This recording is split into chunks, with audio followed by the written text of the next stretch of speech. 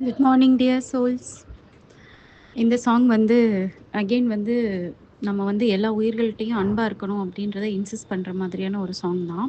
ஆனால் இதில் ஒரு முக்கியமான ஒரு ஸ்பெஷல் திங் இருக்குது. என்ன அப்படின்னு பார்த்தா, ஃபஸ்ட்டு லைனில் வந்து இன்ப பிறவிக்கு இயல்வது செய்தவன் அப்படின்னா என்ன மீனிங் அப்படின்னா, ஆக்சுவலாக இந்த வாழ்க்கை வந்து எப்போவுமே வந்து நம்மளால் வந்து சந்தோஷமாகவே வாழ முடியும். ஒரு மாதிரி பிளிஸ்ஃபுல்லாக ஒரு மாதிரி கண்டென்டட் ஸ்டேஜில் இன்பம் துன்பம்ன்ற அந்த டூயாலிட்டி இருக்குது இல்லைங்களா? அது வந்து நம்ம எல்லாருமே வந்து ஃபிலாசபிக்கலாக எல்லாரும் என்ன சொல்லிப்பாங்க, வாழ்க்கைனா இப்படி தான் இருக்கும்.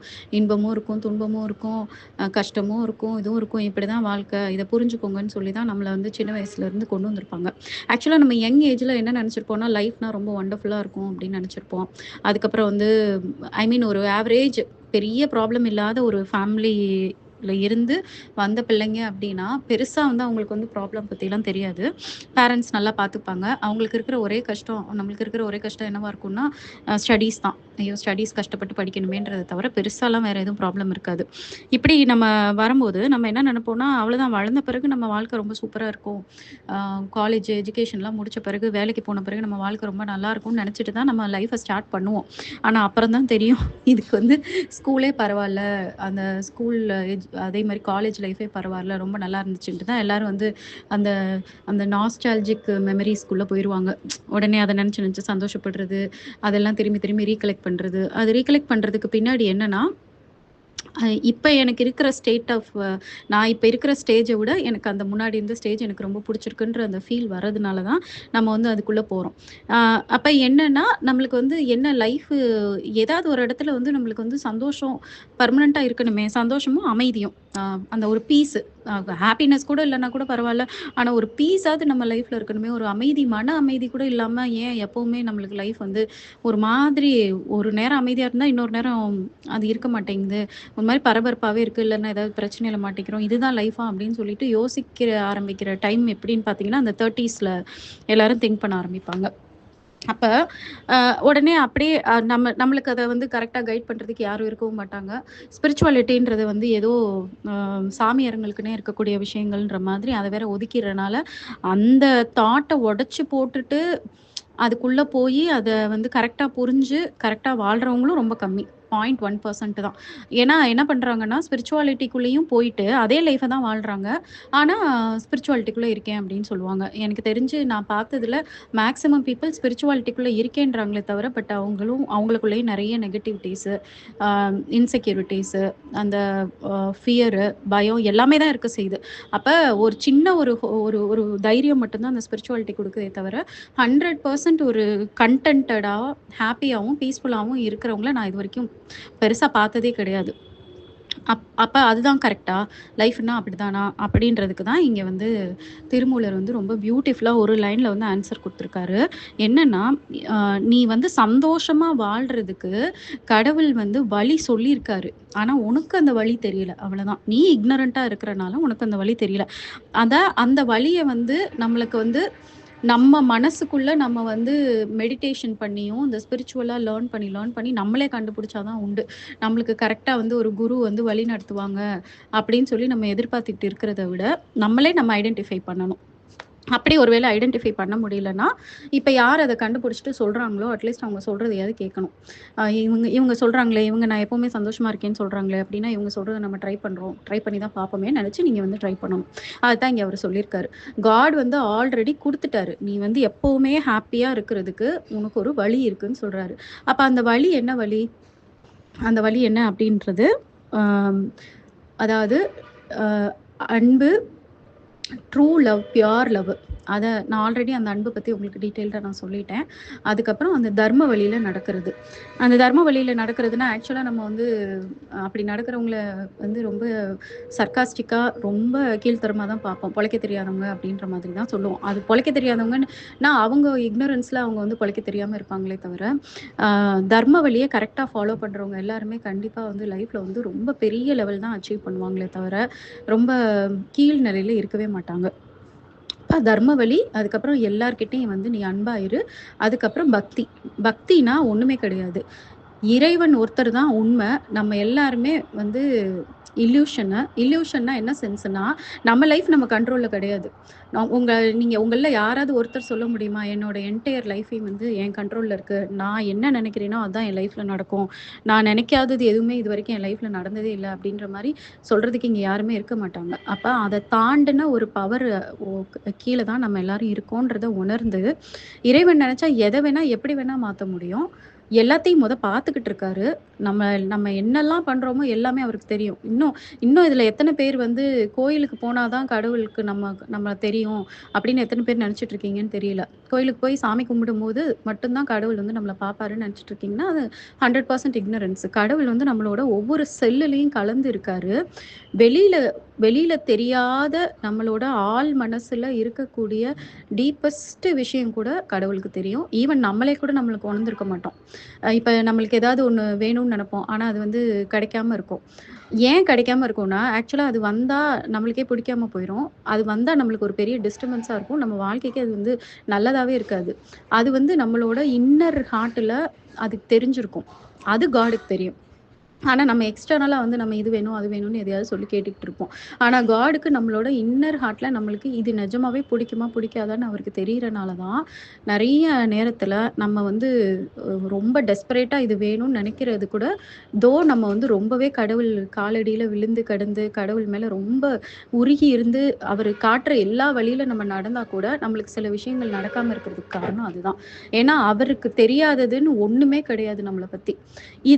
இந்த உண்மைய வந்து நம்ம உணரணும் இல்லையா? இந்த உண்மைய நம்ம உணர்ந்தா தான் நம்ம வந்து உண்மையா பக்தியா இருக்கோம்னு அர்த்தம். அப்ப அவர் வந்து அழகா ஒரு வழிய காட்டிட்டாரு. தர்மம், அதுக்கப்புறம் எல்லார்கிட்டயும் அன்பா இருக்கிறது, அதுக்கப்புறம் உண்மையான பக்தியா இருக்கிறதுன்னு. இந்த 3யும் நம்ம ஃபாலோ பண்ணாலே, நம்ம வாழ்க்கையில ஆக்சுவலா துன்பம்னு ஒண்ணே இருக்கவே இருக்காது.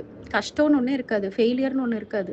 எந்த விதமான பெயின், சஃபரிங்ஸ் எல்லாத்தையும் உடைச்சு தூக்கி எறிஞ்சுட்டு, எப்பவுமே நம்ம வந்து இந்த உலகத்துக்கே நம்ம தான் ராஜானா எப்படி ஃபீல் பண்ணுவோம்? ரொம்ப ஹேப்பியா ஃபீல் பண்ணுவோம். அதே சமயம் ரெஸ்பான்சிபிளா இருப்போம். ரெஸ்பான்சிபிள்னா, நம்மள சுத்தி உள்ளவங்க எல்லாருமே நல்லா இருக்காங்களான்னு நம்ம பார்த்துப்போம். அவங்களுக்கு நம்மளால என்ன பண்ண முடியும் அப்படின்னு சொல்லிட்டு, நம்ம அதையும் செய்வோம்ல. ஒரு கிங், ஒரு எம்பரர்னா எப்படி இருப்போம்? அப்படிதான் நம்ம வாழுவோம். அந்த வாழ்க்கைக்கான வழி அவரு சொல்லிட்டாரு. ஆனா நம்ம என்ன பண்றோம் அப்படின்னா, அந்த 2வது லைன்ல வந்து சொல்லியிருக்காரு பாருங்க. "துன்பப் பிறவி தொழில் பல எனினும்." எண்ணினும் அப்படின்னா, அதாவது நீ வந்து இத புரிஞ்சுக்காம, இந்த 3யும் ஃபாலோ பண்ணாம, அதத்தான் அவர் வந்து அ துன்பமான பல விஷயங்கள செய்றது. இந்த 3யும் வந்து ஃபாலோ பண்றதுக்கு ஒரு பயங்கரமான ஒரு டிசிப்ளின் வேணும். ஒரு ஒரு கேரக்டர் வேணும் நம்மளுக்கு. அந்த அந்த கேரக்டர வந்து நம்ம வந்து பில்ட் பண்ணாம, நம்ம பாட்டுக்கு நம்மளோட ஆசை எங்கெல்லாம் போகுதோ, அதுபடி போறது. டே டு டே லைஃப் ரொட்டீன்ல மாட்டிக்கிறது. நெகட்டிவ் திங்ஸுக்கு அட்ராக்ட் ஆயிட்டு, நம்மளோட ஈகோனா ஈகோல பாசிட்டிவ் ஈகோ, நெகட்டிவ் ஈகோன்னு 2 இருக்கு. பாசிட்டிவ் ஈகோ என்ன பண்ணும்னா, நம்மளையும் வளர்க்கும், நம்மள சுத்தி உள்ளவங்களையும் வளர்க்கும். யாரையும் காயப்படுத்தாது. எல்லாரையுமே வந்து அம் நல்ல விதமாவும் பார்த்துக்கும். நம்மளையும் வந்து ரொம்ப ஸ்பெஷலா, ப்ரெஷியஸா ஃபீல் பண்ண வைக்கும். நெகட்டிவ் ஈகோ என்ன பண்ணும்னா, நம்மள டிஃபெண்ட் பண்றதுக்காக யார வேணா, என்ன வேணா பண்றது, யார வேணா காயப்படுத்துறது. கோவம் வந்துச்சுன்னா, கண்ணு மண்ணு தெரியாம அடுத்தவங்கள வந்து அ அ உடைச்சு விட்டுறது. அதே மாரி ஜெலஸ் ஆறது. த எல்லா விதமான நெகட்டிவ் திங்ஸும் உள்ள இருக்கிறது நெகட்டிவ் ஈகோ. அந்த ஈகோவ வந்து ரொம்ப ஈஸி. அந்த ஈகோவ வந்து நம்ம வந்து வளர்க்குறது. நம்ம வந்து ஃபீட் பண்ணணும்னு அவசியமே கிடையாது. அது லைட்டா ட்ரிகர் பண்ணி விட்டாலே, நம்ம அதுக்கு ஆக்ட் பண்ணிட்டாலே அந்த நெகட்டிவ் ஈகோ பயங்கரமா வளர்ந்துரும். அப்ப அதுபடி நம்ம வந்து போயிட்டுருக்கும்போது, என்ன நடக்குதுன்னா, நம்ம நெறைய வந்து கர்மாவ வந்து சேர்த்துடுறோம். இந்த பாட்டுல வந்து அவர் வந்து ப்ரீவியஸ் பர்த்தோட கர்மாவையும் சேர்த்து சொல்லியிருக்காரு. நம்மளுக்கு ப்ரீவியஸ் பர்த்ன்னு ஒண்ணு இருக்கா, இல்லையான்றது நம்மளுக்கு தெரியாது. ஏன்னா, அதுக்கான ப்ரூஃப் எதுவுமே கிடையாது நம்மகிட்ட. ஆனா, நெறைய பேர் வந்து அந்த உள்ள இருந்து உணர்ந்த ஞானிகள் வந்து சொல்லியிருக்கிறனால, நம்ம இத நம்புறதுல தப்பு கிடையாது. ஏன்னா, இத நம்புனா அட்லீஸ்ட் நம்ம தப்பு பண்ணாமலாவது இருப்போம். நம்பாம இருந்தோம்னா, நெறைய தப்பு பண்றதுக்கு நெறைய வாய்ப்பு இருக்கு. அதனால இத வந்து நம்புறதுல தப்பில்லன்றது தான் என்னோட ஒப்பீனியன். அப்ப அந்த ப்ரீவியஸ் பர்த்ல இருக்கக்கூடிய கர்மாலருந்து இப்போ நம்ம பண்றது, நம்ம ஆன்செஸ்டர்ஸ் கர்மா வரைக்கும் எல்லாத்தையும் வந்து நம்ம வந்து இந்த அ ஆல்ரெடி நம்ம சேர்த்து வச்சிருப்போம். அது கூட வந்து நம்மளும் வந்து ஒரு ரெகுலேட்டட் லைஃப் இல்லாம நம்ம வாழும்போது, நம்மளோட லைஃப் வந்து அந்த துன்பத்துக்குள்ள வந்து போக ஆரம்பிச்சுருது. துன்பம் அதிகமாக ஆரம்பிச்சுருது. ஓகேவா? அப்ப காட் என்ன பண்றாருன்னா, ஓகே நீ வந்து அறியாமையில நீ இத பண்ணிட்டு இருக்கியா? உனக்கு நீ அன்பு வழியில நீ நின்றனாலே போதும். உன்னோட எல்லா விதமான இந்த கர்மாஸையும் நான் வந்து எடுத்துடுறேன் அப்படின்றாரு. அதான் அன்பிற்கலவி செய்து ஆதிபிரான் வைத்த அப்படின்னு. அவர் சொன்ன நிறைய விஷயங்களை நீ பர்ஃபெக்டாக ஃபாலோ பண்ண முடியலனாலும் அட்லீஸ்ட் வந்து அந்த ட்ரூ லவ் அண்ட் டிவோஷனை மட்டுமாவது நீ கரெக்டாக பண்ணு அப்படின்னு சொல்கிறாரு. அந்த ட்ரூ லவ் தான் நான் ஆல்ரெடி அந்த அன்பு எப்படி இருக்கணும்னு நான் உங்களுக்கு சொல்லிட்டேன். அந்த அன்பை நீங்கள் ப்ராக்டிஸ் பண்ணிட்டீங்கனாலே போதும். மிச்சம் எதையாவது நீங்கள் மிஸ் பண்ணிட்டீங்கனாலும் ஒன்றும் தப்பே கிடையாது. நான் வந்து உனக்கு வந்து ஒரு பெஸ்ட் லைஃப் கொடுக்க நான் ரெடியாக இருக்கேன் அப்படின்னு சொல்கிறாரு. ஓகே, ஸோ இந்த அன்பை வந்து நீங்கள் வந்து டெய்லி பேசிஸில் டெவலப் பண்ணுறதுக்கு என்ன பண்ணுறதுன்னு பாருங்கள். யார்கிட்டையாவது அந்த நான் அன்பை பற்றி டீட்டெயில்டாக சொன்ன ஆடியோ உங்ககிட்ட இல்லை, லேட்டாக தான் ஜாயின் பண்ணீங்கன்னா என்கிட்ட சொல்லுங்கள், நான் திரும்பி அனுப்பிச்சி விட்றேன். இல்லை யாராவது மிஸ் பண்ணிட்டீங்கன்னா அதை உட்காந்து பொறுமையாக கேளுங்க. அந்த அன்புக்கு பின்னாடி வந்து பெரிய எக்ஸ்ப்ளனேஷன்ஸ் இருக்குது. அதை வந்து ஒரே நாளில் நம்மளால் ஓவர் நைட்லாம் நம்மளால் மாற்ற முடியாது. பட் டே டு டேல கொஞ்சம் கொஞ்சமாக வந்து நம்மளை வந்து சேஞ்ச் பண்ண நம்ம லைஃப் வந்து அப்படியே அதுக்கேற்ற மாதிரியே செமையாக இம்ப்ரூவ் ஆகும். கஷ்டங்கள் குறையும், நன்மை பிளெஸ்ஸிங்ஸு எல்லாமே வந்து பயங்கரமாக அதிகமாகும். அதை வந்து அப்படியே நம்ம வந்து ஃபீல் பண்ண ஆரம்பிக்கலாம். அதை தான் அவர் வந்து வழி கொடுத்துருக்காரு. நீ வந்து அட்லீஸ்ட் அந்த அன்பு, என் மேலே நம்பிக்கை பக்தி இதை மட்டும் வச்சின்னா போதும். நான் வந்து நீ இதுக்கு முன்னாடி பண்ண எல்லாத்தையுமே நான் எடுத்துடுறேன். அதே மாதிரி இந்த ஜென்மத்தில் நீ பண்ண கர்மா, உன்னோட ஆன்செஸ்டர்ஸ் கர்மாலேருந்து எல்லாத்தையும் நான் தொடச்சிடுறேன்ற. அதை வந்து ப்ராக்டிஸ் பண்ணுங்கள். அதில் ரொம்ப முக்கியமானது, யாருன்னே தெரியாதவங்களுக்கு நீங்கள் காட்டுற அன்பு ரொம்ப ரொம்ப இம்பார்ட்டண்ட்டு. உங்களுக்கு தெரிஞ்சவங்க கிட்ட கூட நீங்கள் வந்து பாஸ்ட்டு பெயின் எல்லாம் இருக்கும், past pain, past sufferings, past wounds இருக்கும்போது அவங்கக்கிட்ட இமீடியட்டாக உங்களால் வந்து அந்த அன்பை வந்து காட்ட முடியாது. அதை கூட நீங்கள் வந்து பொறுமையாக கொஞ்சம் கொஞ்சமாக ஸ்பிரிச்சுவலாக நீங்கள் க்ரோ ஆகும்போது நீங்கள் வந்து வளர்த்துக்கலாம். ஆனால் இப்போ இமீடியட்டாக நீங்கள் பண்ண வேண்டியது, யாருன்னே தெரியாதவங்களுக்கு உங்கள் சைட்லேருந்து டெய்லி ஏதாவது ஒன்று பண்ணியிருக்கணும். டெய்லி மறந்துடாதீங்க. சும்மா கல்யாண நாள், பிறந்த நாள் இதுக்கு தான் நான் பண்ணுவேன்ற மாதிரி சொல்லாதீங்க. That is not at all enough. அப்போ நீங்கள் காலையில் ஆஃபீஸ் போகும்போதோ வேலைக்கு போகும்போதோ கையில் வந்து வீட்டிலையே என்ன சாப்பாடு பண்ணியிருக்கீங்களோ நல்ல சாப்பாடாக அதை வந்து பேக் பண்ணி போகிற வழியில் கடவுள்கிட்ட வேண்டிட்டு போங்க. யாராவது ஒருத்தருக்கு நான் வந்து இந்த சாப்பாடை கொடுக்கணும் அப்படின்னு சொல்லி வேண்டிட்டு போங்க. கண்டிப்பாக கடவுள் ரைட் பர்சனை உங்கள் கண்ணு முன்னாடி காட்டுவார். அவங்கக்கிட்ட மட்டும் அந்த சாப்பாடை மட்டும் கொடுத்துட்டு போங்க. இன்கேஸ் காலையில் மிஸ் பண்ணிட்டீங்க அப்படின்னா திரும்பி வரும்போது ஹோட்டல்லையே ஒரு நல்ல சாப்பாடை பார்த்து ஆன் த வேலை ப்ரே பண்ணிக்கிட்டே வாங்க. கரெக்டான ஆளை கடவுள் காட்டுவார், அவங்கக்கிட்ட கொடுங்க. அண்ட் இதில் ரொம்ப முக்கியமானது, நான் என் வீட்டில் வேலை பார்க்குறவங்களுக்கு கொடுக்குறேன், என் பக்கத்து வீட்டுக்காரங்களுக்கு கொடுக்குறேன், என் சொந்தக்காரங்களுக்கு கொடுக்குறேன்றதெல்லாம் ரீசனாக சொல்லாதீங்க. அதெல்லாம் நம்மளோட டியூட்டி. சேரிட்டின்றது யாருன்னே தெரியாதவங்க, ரொம்ப பசியோடு இருக்கிறவங்களுக்கு நம்ம கொடுக்குறதுக்கு பேர் தான் சேரிட்டி. இதை கரெக்டாக அண்டர்ஸ்டாண்ட் பண்ணிவிட்டு இதை வந்து டெய்லி வந்து ஃபஸ்ட்டு ஸ்டார்ட் பண்ணுங்கள். இது மூலமாக காட் வந்து உண்மையான அன்புனா என்னன்றது உங்களுக்கே அவர் டீச் பண்ண ஆரம்பிப்பார். ஒவ்வொரு நாளும் உங்களுக்கு ஒவ்வொரு எக்ஸ்பீரியன்ஸ் கிடைக்கும். அந்த சாப்பாடை நீங்கள் கொடுக்கும்போது அந்த வாங்குறவங்களோட பிஹேவியர், அவங்க உங்ககிட்ட நடந்துக்கிற விதம், அவங்க உங்ககிட்ட பேசுகிற வார்த்தைகள் மூலமாக கடவுள் வந்து டீச் பண்ணுவார் நிறையா. இது வந்து உங்களை வந்து பெரிய லெவலில் மாற்றிடும்.